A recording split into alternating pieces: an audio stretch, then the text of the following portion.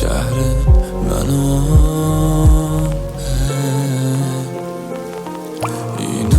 آدم ها میان و میرن، عادت دارن آسمون شبشون تیر است، نمیبینه که هستی بالا سرا،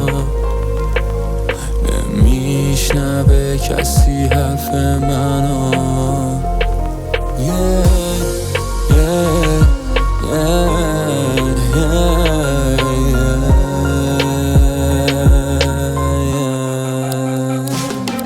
بستم کوله برو،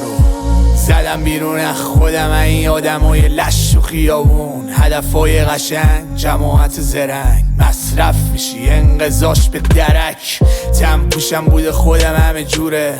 شرافت منو بوی خوب میده، سنگ جلو پام لای کارم مغزه بیهوشه، همه پر حرفن و تو هم چسبیه گوشه،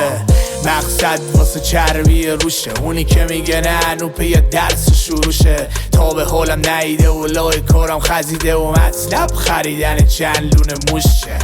این بازی منو نمود رسوند، اصل حالم و چلوند، تکون ولی تکون نخوردم، اصالت خودم دویدم و نذاشتم استخاره کنم واسم، وقت گذاشتم همه جور پاش بودم، اسیره رو غمی توی کوله داشت،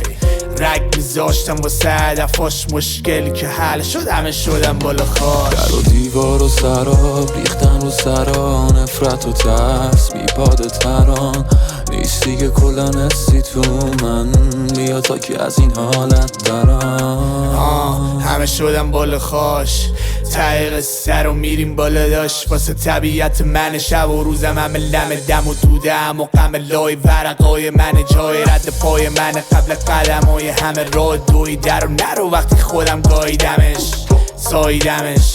پاییدمش، بچمه اینا تازه زاییدنش، حالم خوبه بالا ابرای پار کور، سگ و زدن گردی مپ روی موده، روی خوبه روی پوله، وقتی جیب پر خایات و قورت میده قوله، به زندگی تم تلخ گسلت میگه بری جلو شکسته، منم رسوندم جلوتر خودم، جوری دویدم که محکم تخم چپ.